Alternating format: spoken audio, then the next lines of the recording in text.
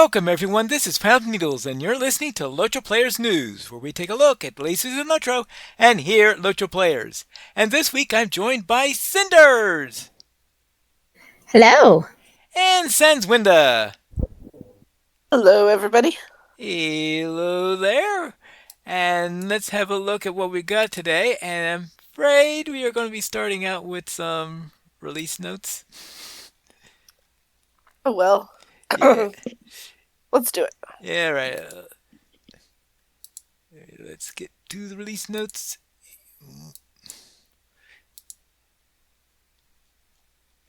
And this is update 47.2, which was released on Thursday this last week on March 19th, 2026. And in here we have, here are the release notes for update 47.2, Folly of the Kings Patch 2. The Lutenist inside the boat and basket tavern is no longer T-posing.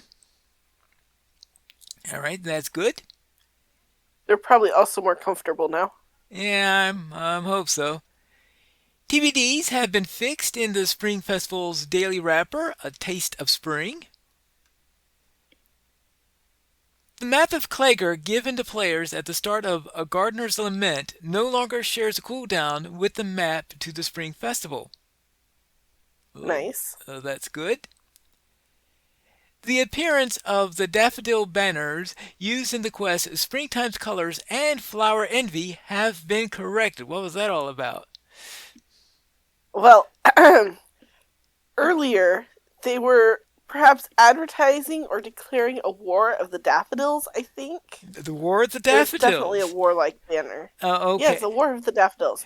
Now, it's unclear if it was a war over daffodils, like who had the best daffodils, who should be able to plant daffodils, or if it was like a war in a field of daffodils, or if perhaps the daffodils themselves were going to war. Or, I'm not or, entirely certain. or maybe there were two factions, one that used a symbol of one type of daffodil and the other one that used a symbol of another type of daffodil. Right, right. But it would appear that whatever happened, the daffodils won. The daffodils won. All right. So it must have been a war against between daffodils and rabbits, maybe. Maybe? Maybe a war between like daffodils and grass? I don't know. Okay.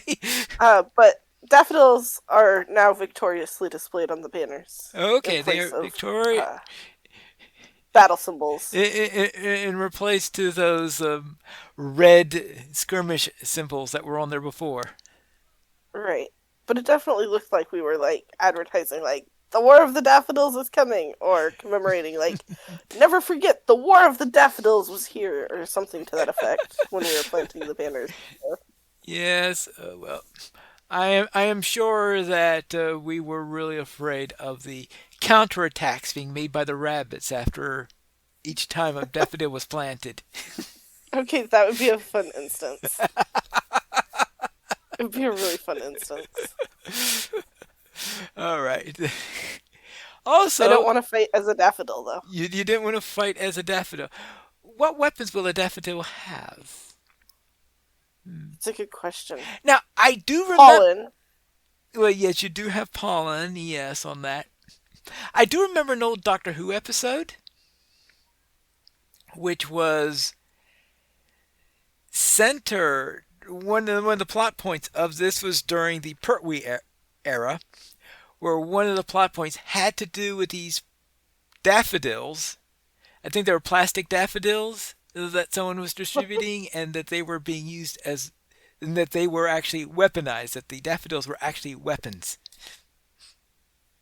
Okay, that's pretty funny. Yes, and I think that was the very, was it the first Auton episode, maybe, or something like that? Maybe. No, because I believe it was a later Auton, because I think the first one was Spearheads in Space, but I believe it was a Joe Grant episode that had the one with the daffodils in it. All right. So anyway, Anyway, they're now displaying the symbols that the devs intended. okay. Very well. Also, the appearance of the small daffodil celebration banner's housing decoration has been updated to resolve some visual issues. Presumably the same ones. The same ones we're talking about there, yes. Uh, and T-posing NPCs in various parts of the game have been fixed. I think so that the that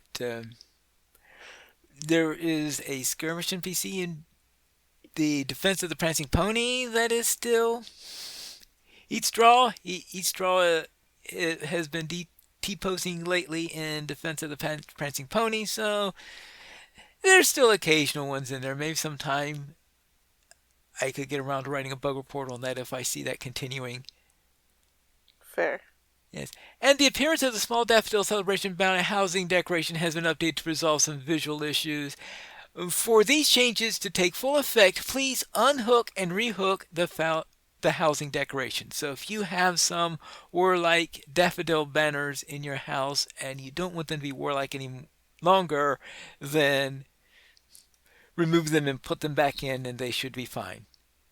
Yep. It'll now display the victor properly. Yes. And the instance quest for the Folly of Nagaketi will now correctly update if a Conquering of Folly of Nagakegi quest is used to skip bosses. Okay. The challenges of the Folly of Nagaketi weekly quest now requires you to kill each boss once on any tier instead of completing the instance quest 3 times. The advanced challenge for the Folly of Nagaketi weekly quest now requires you to kill each boss once on tier 3 difficulty. The Explorer of the Folly of Nagaketi tiers 1 to 3 deeds now require you to complete each boss on each respective tier. For daily quests, the daily rotating out-of-game quest Attacking the Blight now advances based off of any horn kills in that zone. And the daily rotating quest Terror of Obnishu has had the matron removed as a requirement.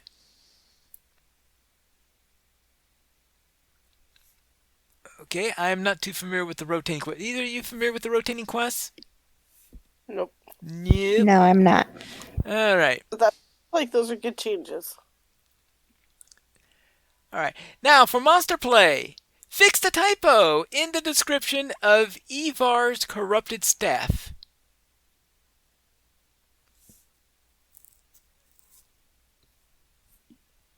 Okay. And for the Warden, Armor of the Wound Carver's free Spear of Fate skill can now be used as intended. When the special Spear of Fate skill is usable, there is now a visible effect for 10 seconds. I'm trying to what is Armor of the Wound Carvers? Is that, I guess, something related to the new raid or something? Maybe. And Armor of the Wound Carver's 4-piece bonus now correctly states that the Tier 3 Heroic Spear of Fate effect will cause Spear of Fate to remove your Mastery skill cooldowns for a brief moment. And for the Folly of Nagaketi, fix an issue where Barthares, the Gorger's caustic birth may target fewer eggs after a reset. For Mockhorn, cascading blooms should no longer spawn on players after the encounter has ended. For the Legion of Lareth, animated blood monsters now have a set spawns instead of reactively spawning based on the location of blood pools. Developers note, this mechanic was changed to improve game performance issues. Zamaktar. Picking up a second mushroom of the same color as a mushroom you are currently holding will now correctly cause the second mushroom to detonate immediately. Okay? Also, fix an issue where players could end up with the Blight Mastery in addition to blue or yellow spores. Also increase the health values of Zamaktar, the Putrescent, on Tier 2 and Tier 3 by 10%. And that's it for the updates to 47.2. Woohoo! Well, one thing is not woohoo about it, and that is that the issue where we are only seeing one set of the missions for Adagim and Zajani, those two mission sets, they were supposed to be alternating between two sets because they added 5 new ones. It's supposed to go between day 1, day 2, day 1, day 2, day 1, day 2. Well, it's stuck Right. on one of those days. So as a result, we're getting the same 5 missions every day, even though it's intended to alternate between them. Oof. So I was hoping there would be a fix for that in here, but there isn't. Now, I did send a bug report on this, so maybe in the next update we can get it, because right now it's been 2 weeks and It's still doing that. it's still doing that. So There is any fix to that, Pine Leaf. there is a fix to that? Yes, you only do the missions every other day. How is that a fix? And on the off day, you have no missions to do because you refuse to do them 2 days in a row. Yep, precisely. Not quite an actual fix. That wasn't exactly what I meant. I mean, it does solve the problem of doing the same quest 2 days in a row. Well, I mean, But it doesn't unlock the access to the other 5 that are supposed to be accessible. Yes. There. So it solves one half of the problem. One half of the problem. Yes. You go to Clanger and do the missions over there. I mean, I'm sure there's not going to be any festivals being held there or anything like that that could make the place busy or such. No, clearly not. And, I mean, if there were, you would be able to tell because the daffodils would probably be slightly warlike. Yes, okay. I was attacked by daffodils. That's it for the release notes in there. And we also had an article that was posted by MMORPG, but there was a link to it put by in the forums in there, and that is a look at Rivendell housing. That's right, we are getting closer to it. I believe that the next casual stroll is supposed to be on April 1st, if I remember correctly, and that they will be showing the preview of the Rivendell housing. If I got the date proper, April 1st would be a Wednesday. Yeah, that would be the proper date. Cool. Anyway, MMORPG says, exclusive interview, the Lord of the Rings Online's upcoming Rivendell housing aims to create a more cozy neighborhood experience. Because I believe it's supposed to be a smaller neighborhood than most of the others. That makes sense. Yeah, I guess we'll get a better idea because since this is not an official item in here, obviously I'm not going to be reading this out. We can use something from the forums by the dev team. That's all right for me to read out, but I think it will be stepping on MMORPGs copyrights if I went around reading this. But so you can follow the link in our show notes though to see the full discussion on this matter, and they do have a few screenshots of the new neighborhood. It looks kind of cool. Mm-hmm. It'll be interesting to actually be able to walk through it. Yes, and it probably won't be too long because I believe it will be getting to Bull Roar pretty soon. As soon as they are, because I think they want this update to be out in time for the anniversary. That would make sense. So if it's going to be out by the end, that means it'll be something like mid-April then when they do the release, which means they'll be probably entering into Bull Roar maybe next week. Yeah. Oh, does that mean I'm going to have to wait till Rivendell Housing before I'm going to be able to do the rest of those missions? Hopefully not. Maybe. Hopefully they just need to change a little thing to get that working. Anyway, so they had this little interview there, and that means we could be looking forward to a new neighborhood soon, and we could decide: are we going to spend the coins in order to go and get them? I don't know if either of you two are planning on getting a Rivendell house. I might. It's going to depend on what it looks like. That is a very I'm fair rather point. picky about it. Yes, okay. If you don't like what it looks like, I mean, if you don't like elven architecture, you're going to have a problem with it. Yeah, I'm usually okay with the elven architecture. It tends to be more like human architecture that I'm like, pass. All right. And what about you, Sans? I'll probably get one because it'd be nice to be able to pop into Rivendell regularly. Yes, it would be Um, an easy way to any of your characters to get to Rivendell. right? And it looks like the entrance is pretty close to the skirmish camp and the stable master, It is. which would be a Conveniently really located. handy port to have. And Yeah. because it's premium housing, I could use it every 1 minute. Yes. Rivendell, now very convenient for you. Yeah, I Hey, think it's I'll a probably marketing get one for strategy they should convenience. do. But some of it'll depend on like how hard it is to actually get through the neighborhood. Like if there's a long path or something like that. I You don't know. have 5 miles But I'll before you can probably get get one. to the exit. That Yes. did make Falathorn kind of obnoxious. Not gonna Right? lie. So it So we'll see depends. how it's set up, but I Okay. probably will.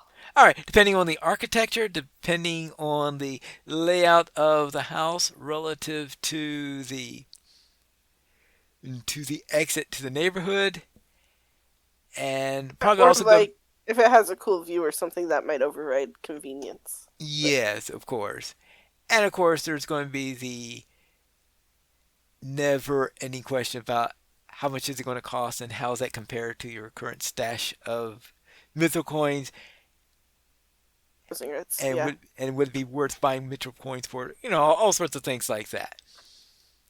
But Yep. anyway, coming soon, Rivendell housing. So Woohoo! so so now let's go and see what's in store at the store. So what's in sale this week? Cinders.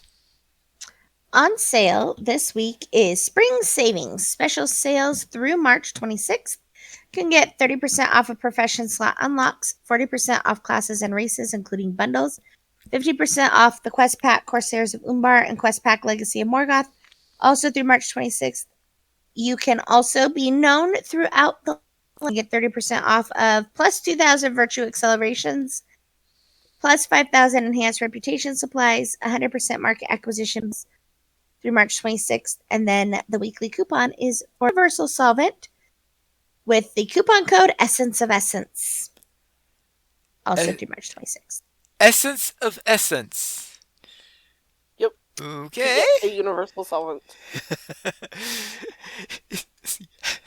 The essence of weird coupon code. All right. So, so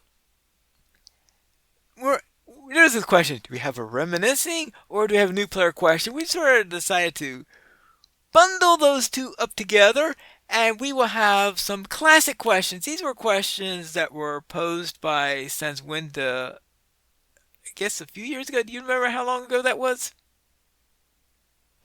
Shortly after I started playing the game. Shortly after So a you. few years ago. Yeah. More than a few years And so ago, if you I said remember it had correctly. been 10 years since the document you were looking at had been edited. You are right. That was, yeah, so about 10 years ago then. So it has to be about 10 years ago. Because I'm pretty sure I wrote all the questions down like on one evening, maybe two. All right. So these are some. So not only are these classic questions, these are like from the brain of Sanswinda, and that's a pretty cool place. So, because she's Sometimes. okay, so you will catch her methodical ways of processing, which is part of what makes it really fun because she doesn't miss things. Like she's very detail oriented. So I'm actually looking forward to hearing this. Alright, so question number 1. How do you add something like mail to your toolbar? And maybe we should also add, and what is your toolbar as opposed to your quick slots? Yes. Yes, that is important. The distinction in there is that the toolbar are all those circular buttons that are at the bottom that are under your quick slots. So your quick slots are where like your skills go. Like if you're a hunter, all of your arrow shots are going to be in your quick slots, right? Probably, yes. Well, If you're playing anywhere unless you near accidentally drag efficiently. them off and have to go find them again and put them back on. Yes. So the quick slots you can just hit like the number keys or control and number keys or alt and number keys to use. But the toolbars are like just the little icon buttons, right? The little icon circles. Right. And you can click those to open up different things, like mail or this instance finder. If you remember to reset it to the instance finder. I don't know if new characters come with that automatically anymore. What, the instance? I don't At one point, it know. got pulled off my toolbars, which I think is what led to this question. Yeah. The instance finder is still on the toolbars. I think as default. Yeah. It was, and then for a while it wasn't, because I have a set of characters still who have an empty hole where it should be. Yeah. One of the things that I have trouble answering that particular question is the fact that the first thing I do after I create a character and I enter the world for the first time, I type in /UI space layout space load space and the name of my standard layout, so that I just dump whatever is in those buttons and replace it with what I like to have there. Yep. So that is now how I handle this as well. However, I did just go back and check on one of my characters who was still missing their instance finder tool slot. Yep. From whenever that update was years ago, maybe a decade ago. That I just never got around to actually reloading UI saves on those characters. And it turns out if you go to options, you can hit escape to get to the option to hit options. Then you go to UI settings and scroll down to toolbar slots, and now there's a lot of things to scroll through. But scroll all the way down to toolbar slots. And Yeah, then I think that's about halfway down that particular pane. yeah, there's a lot more to scroll through these days than there used to be. Yeah. Unless I'm just really misremembering, but it seemed like there was a lot more. Which would make sense with the UI changes that they've made. Anyway, then they have a list of them, and it'll be like, left toolbar slot 1 or something to that effect. And the order there goes from left to right across your screen on the bottom, but it also goes top to bottom in the list. So you can kind of count over to see which slot you want to change, or you can just change all the slots as you go. And then when it goes to the other side of your quick slot bars, the names it'll say like, right toolbar slot 1 or something to that effect. I don't remember the exact name, but you should be able to figure out which side it is because it does have the left or the right in the name. Yeah. And then the numbers go from left to right across your screen. So you can kind of count over which circle you want to change. Right, and you have a nice convenient combo box in there in which you could select which item you want. Yep. So you have to use the drop-down menu to put something in there. So you can't put something that's not an option in the drop-down menu into one of those slots. But if it is in the drop-down menu, you can put it in there. Yes. And that includes things like mails, things like bags, things like Instance instance finder. Finder. Yeah, yes, the instance finder. Uh, Legendary I saw items. system settings are in there. Is one of the buttons you can push there. So there's lots of different things you can change it to. Um, and it might be worth playing with if you want to change what your toolbars are or want to consider changing it. Yeah. As I said before, when I had that all nice and set up, I just created a UI layout and I don't have to We worry should about tell the changing for every thing, character. folks. When you get a layout on a character that you really like how everything is laid out, you like where your keybinds are, you like the tool slots. I don't think keybinds are actually part of this, but you like where things are positioned on your screen. Type in the chat. It's that backslash, right? And then it's UI space layout space save space and then a name that you want to save it as. And then on any other character you load in, you can just type the same thing only with load instead of save, and it will put it back to, like, it'll give you the same layout that you're used to Yeah. on all characters. And it's fortunate that You they do have used to modify skills. Well, yeah, because you have to earn the skills as you go. Yes. But it'll put your map, your little mini map in the same place. It'll put your chat window in the same place. It'll put your toolbar slots to the toolbar slots you want. Yeah. And it's such a point where that we have I want things to be where they are, that every time I do a session play, I type that in so that I don't have to worry about the stuff Have being to all in the find wrong it. spot. Yes. So yes, I do that too now. Now that you said that it was possible, I've been doing that. yes. Yes, I even do Because that it with only session takes a plays. second, and then your whole screen feels so much better because it's what you're used to seeing. Right. Because I think half the headache of session play is that everything's now in the wrong spot. Right. Right. So that's the first of the. Anything else about this particular question?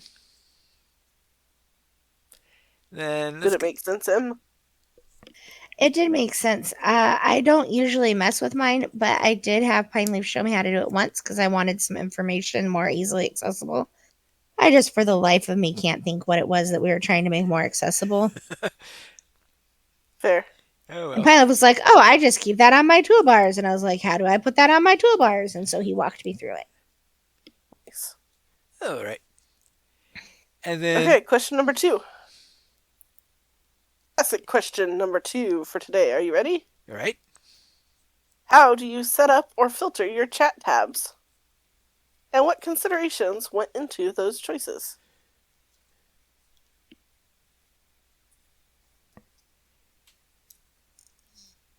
Yeah, that's the that would be Well, it depends on the purpose of the gaming that I'm yes. doing. The purpose of the gaming. Because there are like specific chat things that are I filter differently if I'm doing, say, PvP, PvMP, as opposed to things that I would ordinarily filter.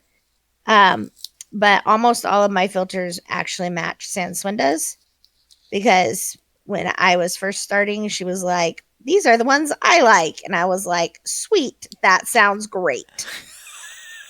And then I've never changed them. Yeah. How do you do yours, Pine? Let's see. Let's see what I. You just made a brand new character, and everything is dumping into one chat window. What do you do? All right. Let's see. I think that the UI thing takes care of most of it, doesn't it? Nope. Or do I have? Okay. No. No. It Okay. won't.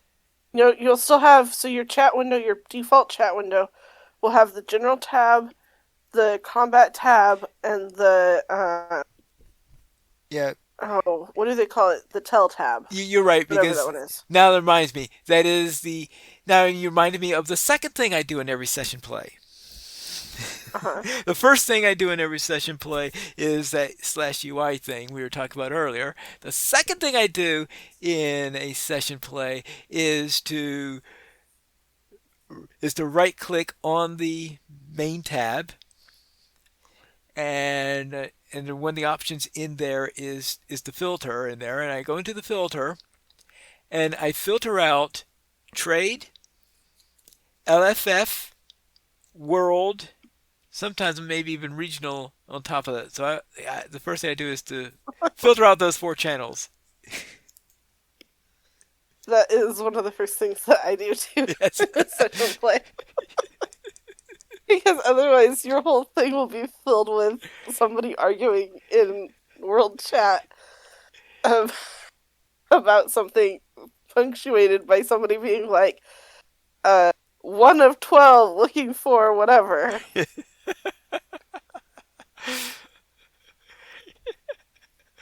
Um, yeah. And when I make a new character, because I've made a lot of them, I usually immediately add 3, sometimes 4 new tabs to it. You can right click on the main general tab window and add chat tabs. And so I now add chat tabs. And then I immediately take one of those and I name it world. And on that one, the only thing that I let filter into that is world chat looking for group and I think it's the Trade. trade channel. And then I immediately go back to the general channel and turn all of those off because I don't want to see them all in my general Yeah. tab. I wouldn't do that And in a then, session play, but maybe a serious character I might do something like that. right, I don't do that for a session play. In a session play, I just mute them. But on a character that I'm planning to keep around, there are going to be times that I'm going to want to see those, but it's not going to be most of the time. And so I will move that tab so that it's the tab that I have to scroll over to see. Because I keep my chat box so that I've got 3 tabs on the bottom visible, 3 tabs on the top visible, and then one just off to the side. And so my one just off to the side that I have to actually scroll over to see and click on is the world tab that has the world chats because I want to be able to go back and see what was going on if somebody mentions it or if something comes up and I'm looking to see if there's a group going for something I want to run, but I don't want to see it all the time. And then one of the tabs on the bottom that I can see I name social, and I let that one filter, like all my social messages can go into that one, and I leave, unless it's a big festival, I leave emotes on as well in that one. So it has emotes, it has kin chat. I usually take officer chat just in case. That way I don't have to go back and do it again if I do become an officer. And you won't see anything in it if you're not an officer, so it doesn't ever hurt to check that. Fellowship, raid, and instant messages. I just let all of that come into my social tab because then I can see in one place any of the conversations I'm trying to follow. And if I have a custom channel, I'll send it into that social tab too. But then I make a raid dedicated tab that I usually call Fellowship. Right. And I put it right above the general tab. And that one only gets Fellowship and raid notifications. It doesn't get anything else. Because you can right click and you can change which things filter into that. Okay. So it only gets Fellowship and raid. So if I'm in a group like a raid and I need to hear the instructions or see the instructions, I can click that tab and I don't have to worry about if my kin is discussing something or if people are fooling around emoting or whatever. I can always see the latest instructions because that's all that goes into that tab. And next to that, I have a kinship tab that only has the kinship and officer tags on it. And so if I'm just trying to follow what my kinship is doing and I don't really care about everything else that's going on, I'll be in that tab. Um, and then next to that, I have my instant messaging tab because I want to be able to see what's going on. And then, of course, on the bottom, I keep the general and the combat next to each other, and then the next one over is the social, and then the world is just off the screen. So that's how I set mine up now, and most of my time I spend on the social tab. Because, well, okay. If I'm just logging through and I'm not going to be on for very long, I'll probably stay on the general tab. And if I'm trying to see like what NPCs are saying in an instance or something, I'll stay on the general tab. But if I'm kind of trying to pay attention to, I want to say like the world around me while I'm playing, and don't want to miss things like kinmates saying hi or people waving or whatever, I'll stay on the social tab and just kind of game with that one being the one that's up. So that's how I do my chat tabs now, which is probably slightly more complicated than it needs to be, but I also like having the option to just like, if somebody's like, oh, I typed that in this chat or whatever, and the other chats are moving too fast, I can just click to that tab and I can see just those messages. And I really appreciate that, especially if I've done something like walk past the Prancing Pony on a Saturday or something like that, and there's a concert going on. That will very quickly fill up the social tab with all the emotes. So, yeah, that's my slightly more complicated answer now. Okay, I don't think I do anything that complicated. I, I tend not to look at those other channels all that, so I think I tend to lump the world stuff with the emote channel. I think I might sometimes throw into there. I forget what I sometimes do with the emote channel and the like because yeah, I get annoyed if a lot of emotes come through and I'm just trying to see what's going on. I can't read. Oh, what? It scrolled off. Right, and if I'm in like an extended thing like Weathertop or whatever, I just turn the emotes off entirely on the social one because Okay, it's not helpful. It just right. goes way too fast. Yeah. All right. Cinders, do you do anything special? No, I have the slightly less complex version of what Sans does because she knew I would get really irritated if I had to do that much. Yes. So I run with about 5 tabs. Now it used to be 6, but mine are not filtered. Like I have my instant message tab, I have my general tab, I have my regular stuff. I filter LFF, I filter world chat, I filter trade. Um, but other than that, I usually keep regional open.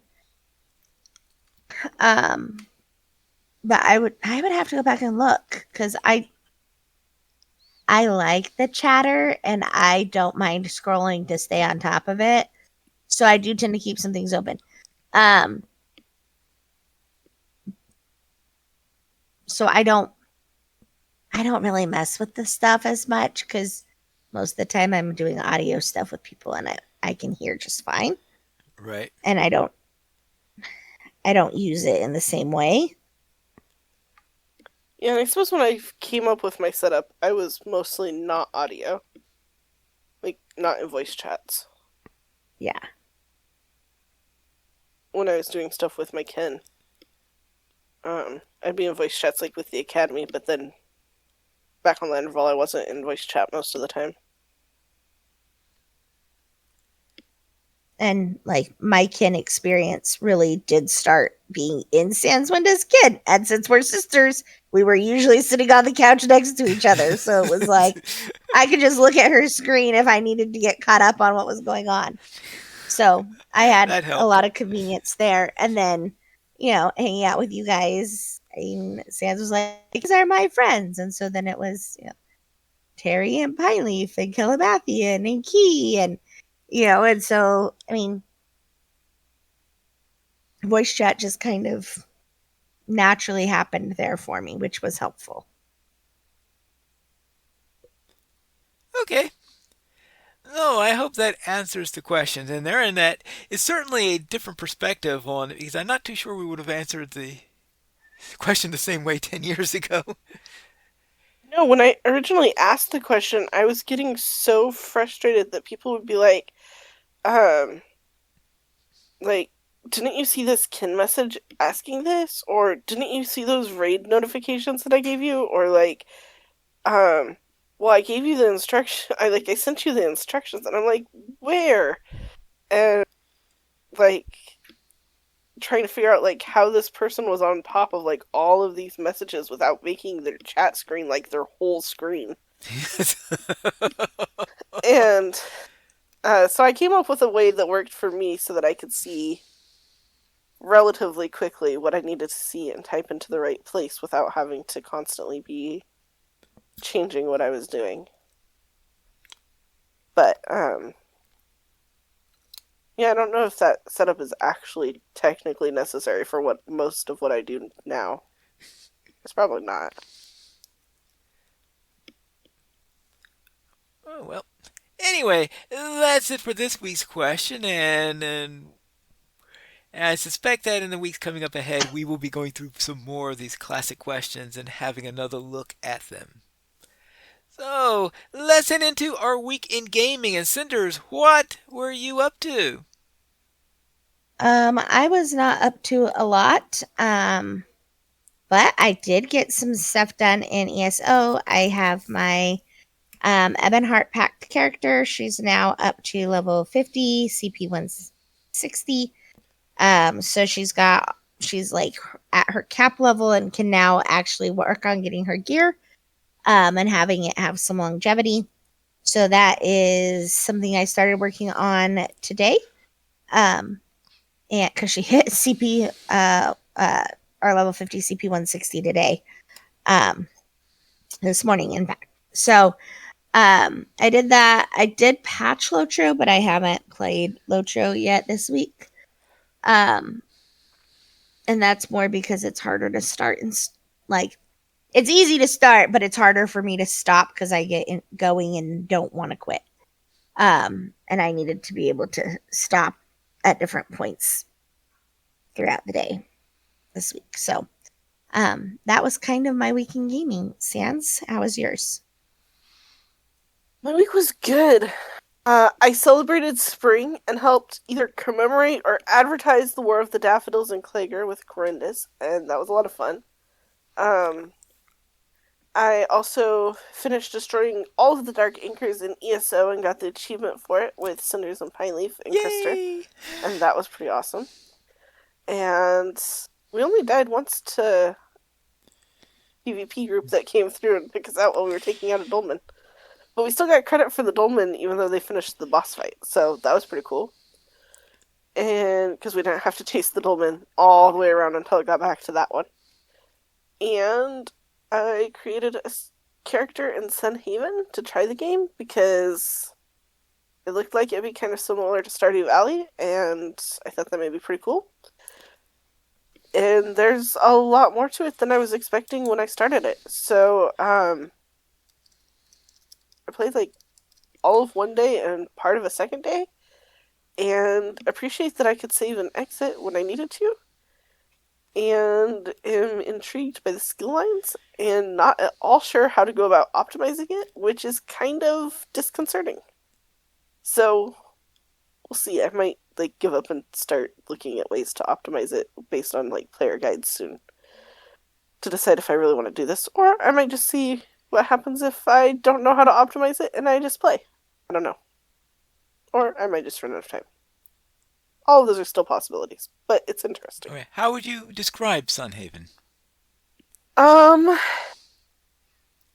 well, it has skill trees, where you can like assign skill points for each of your different types of skills. So like you're still gaining skills in like farming and um mining and they have one called exploring that's kind of like foraging, it seems like. Um in combat. And so like you're still gaining experience in the different skill lines like you do in Stardew Valley. Right. But then you get skill points that you can put into different things. And so, like, I put one into something to make me go faster in exploring because that seemed fun. That's sentimental. Shocking. Yes. Right? We are all floored by this. Yeah, I now have 2 points on that one, actually, to go faster. Anyway, um, it's interesting though because it looks like you can kind of build out a somewhat individualized trait tree, skill tree, um, in each of the skills, which is pretty cool. And um, doing things like chopping wood or rocks doesn't appear to take any energy, which is pretty nice. But that could be because your two stats that you're working with are health and mana, and doing things like going faster uses mana. Or like for weapons, they gave me a choice of a sword or a crossbow, and it was a little bit hard to choose, but I took the crossbow. But both of them felt good. You could do like a jump attack with the bow, with the not the bow, with the sword. That felt pretty good.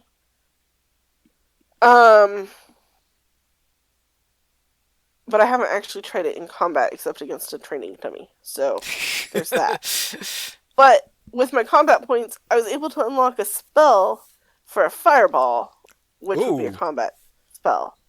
So I'm curious about trying that too. Yeah, you don't So have those in there's like Stardew some Valley. magical spell throwing type stuff you can do. Yeah, planted some stuff. I got some partial hearts with some people, and it's interesting. I don't feel like I have a really good way to characterize it yet, but it looks like a cross between some different types of games, um, with some farming aspects. So we'll see what happens. Okay. How was your week, Pineleaf? All right. At the beginning of the week, well, back on Monday, we were getting a tornado warning, and of course, we were having thunderstorm. You could imagine what the weather Of would have been course. like if you're getting tornado warnings and the like in there. So I thought, okay, things are going to be pretty bad, so maybe I better just shut down my computer and wait until the storm is over. It sounds like a logical thing to do. And my computer decided it didn't want to come back up afterwards. It's, okay, no computer.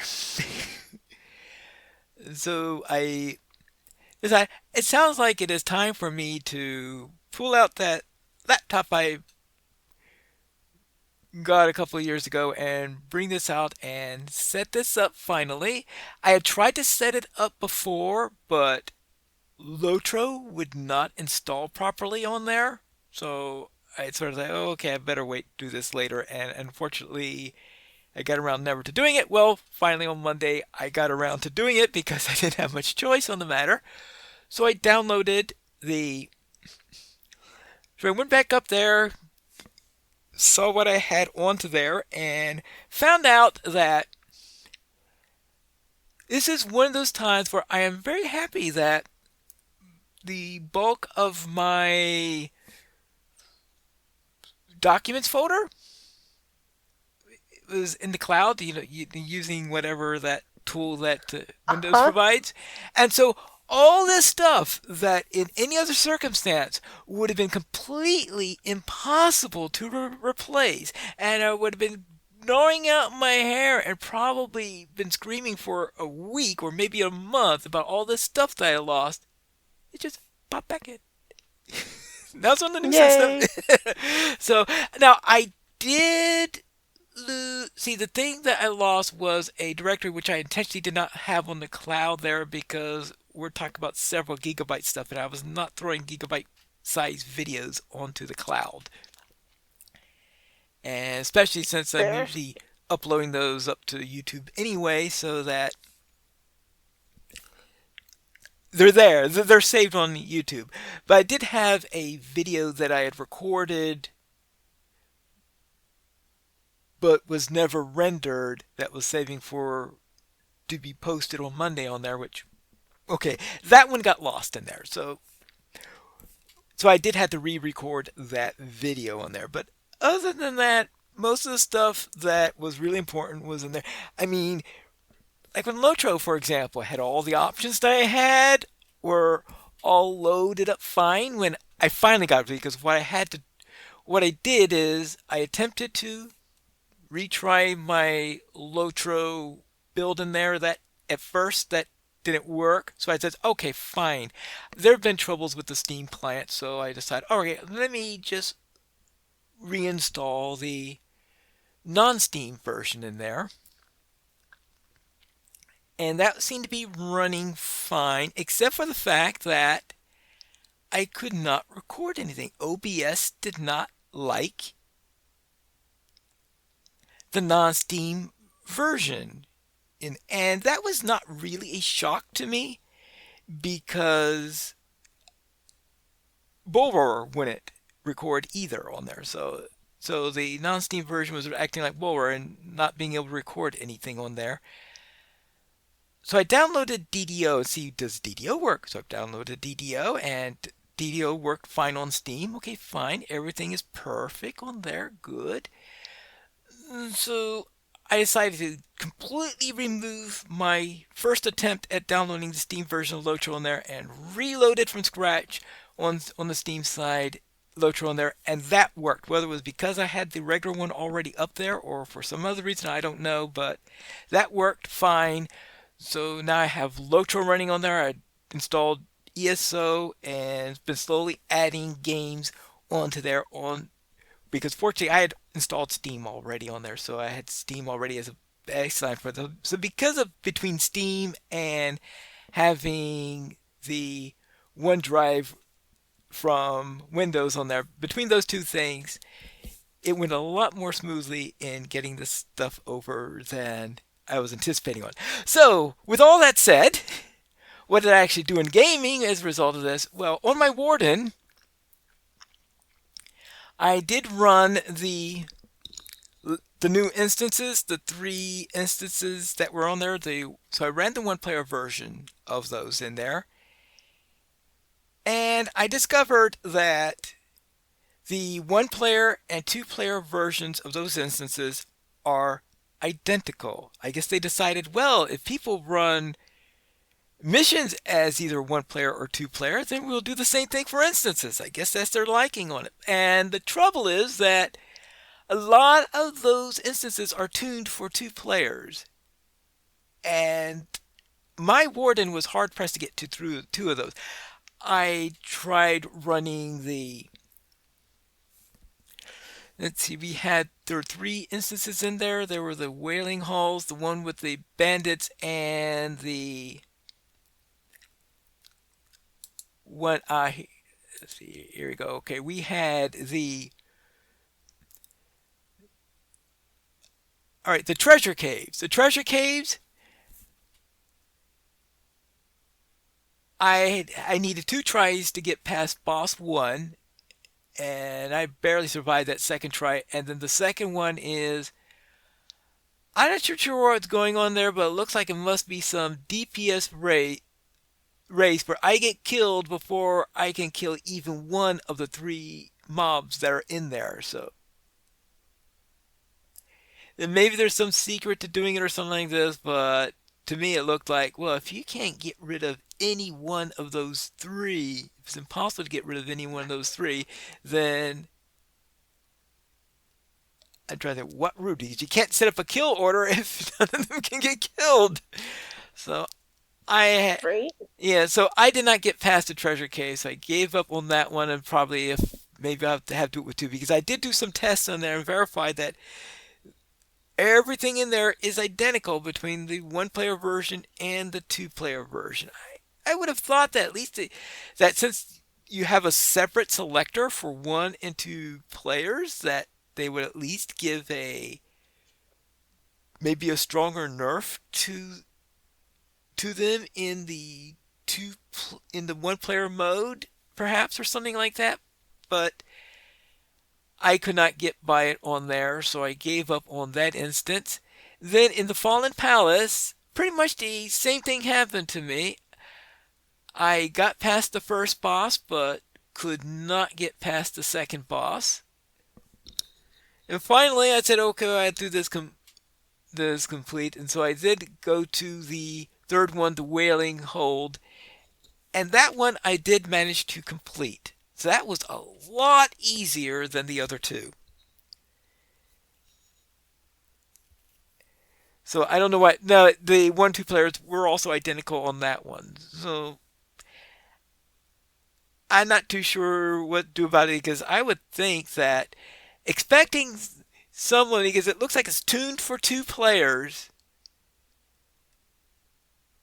even if you're doing the solo version of it, it's tuned for two players. So it's like, Ouch.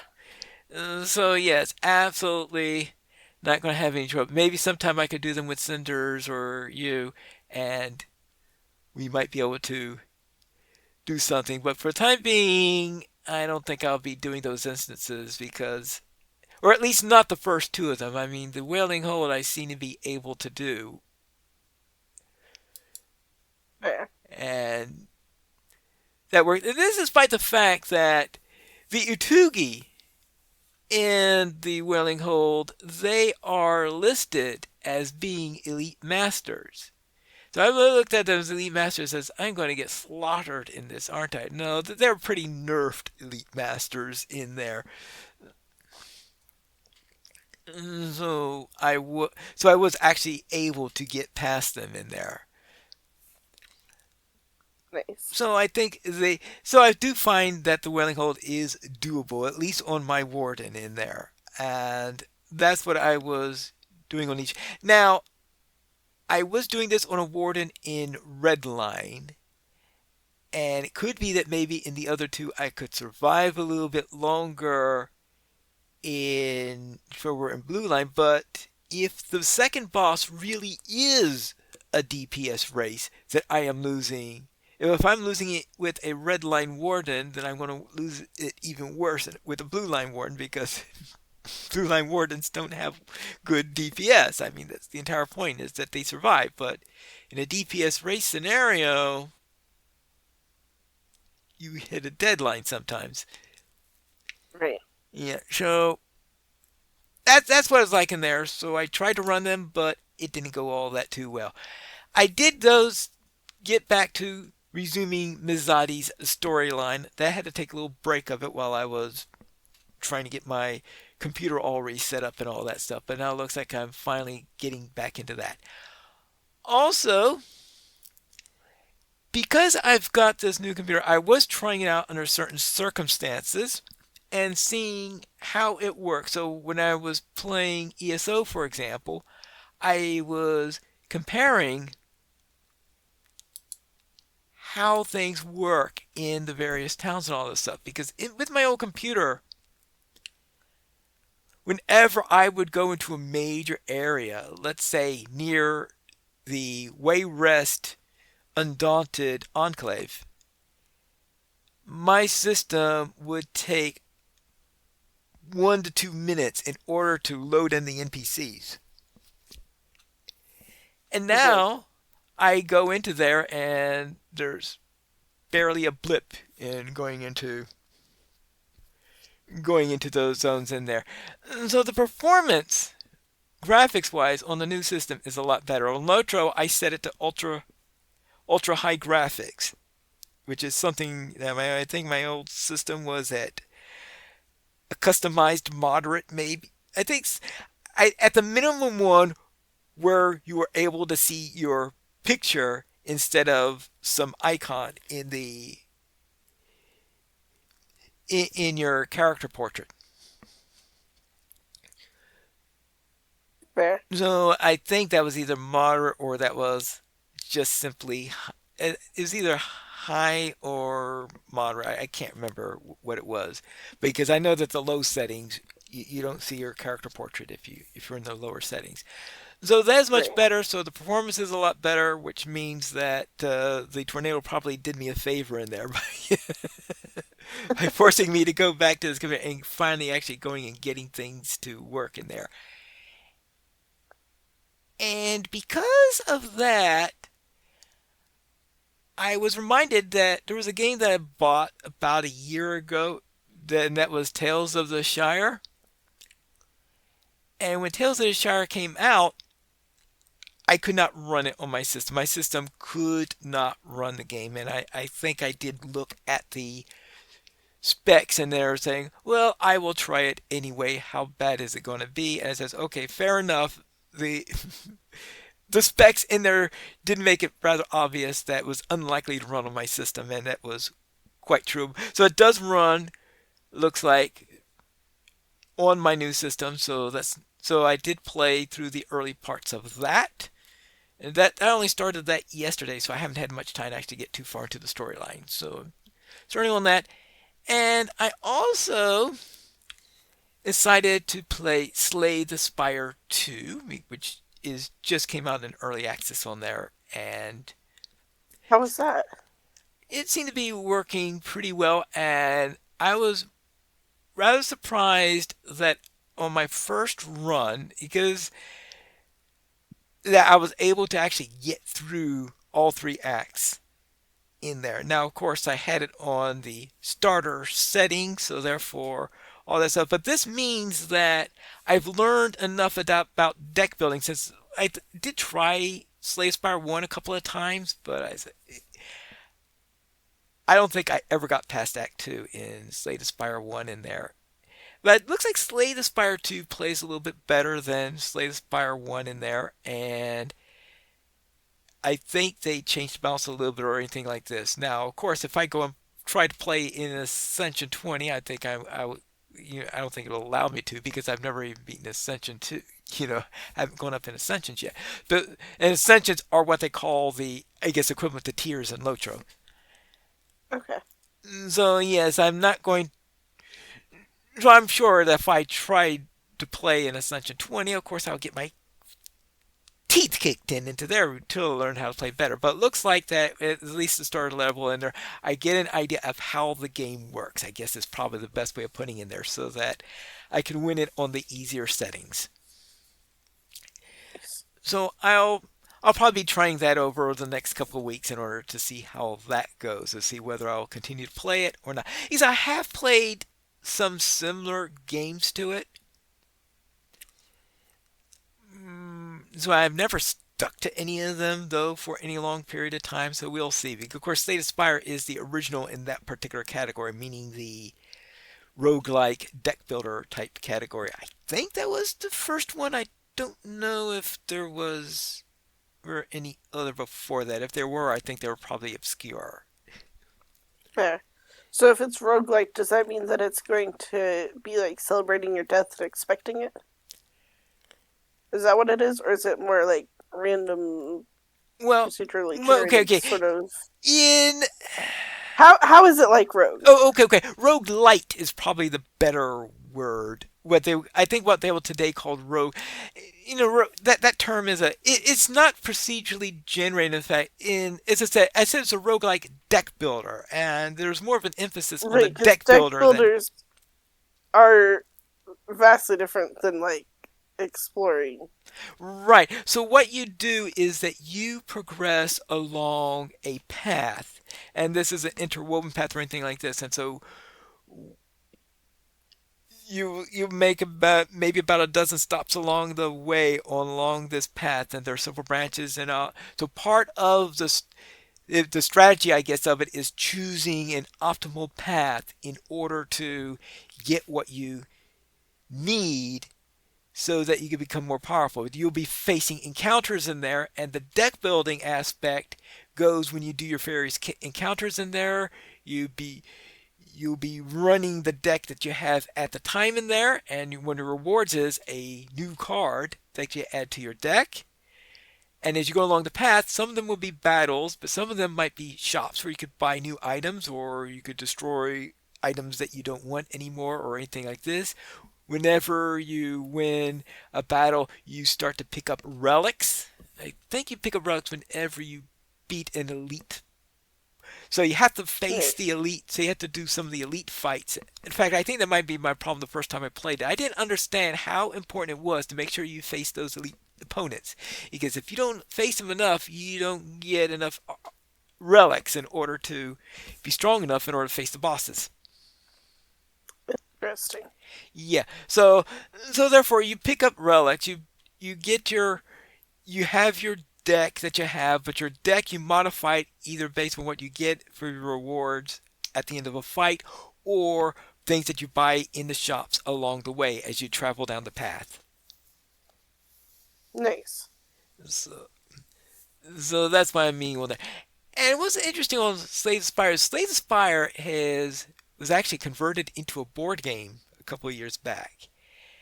So it's one of the top. So it's one of the few things that's one of the top video games and one of the top board games at the same time. Nice. Yes. And one of the things That's that pretty cool. and one of the things they added in the board game version that didn't exist in the Slay the Spire 1 was co-op. Well, one of the things they did is Slay the Spire 2, one of the things they did add was to put in the balancing that was necessary from the ground up. So they already have multiplayer supported in there because they decided, I guess, if they're going to redo the engine or that, they better put in co-op in there because that would be the first thing everybody's going to be asking for anyway. Makes sense. All right. So anyway, so I was trying out Slayer's Power. I did do some Tales of the Shire, but most of it was getting my stuff reinstalled and making sure that LOTRO, DDO, and ESO were all working properly, and of course making sure that I could record things and render the videos and stuff like that. Which it was fun finding OBS, trying to say, okay, now where do I get a new copy of OBS? It turned out that OBS is on Steam now, so once I learned that, that became easy. And that was my week, early in gaming and things like that. And that was my week in gaming for this week. Nice. If you have any feedback for us or any questions that you would like us to add and that perhaps Sanswinda had not thought of yet. I know because we have a long list of questions to get through for. But if you have some questions that you would like to ask instead, or if you have your own version of your answer to the question, you can email us at podcast@lotraplayers.com. The Players Alliance has two shows. On Saturdays at 8:30 p.m. Eastern Time, we have Lotra Players News, and we record DDO Players News when Drac is available. You can join us for our shows at lotraplayers.com/live. And that is all for tonight. And this is Piney News reminding you to skirmish responsibly.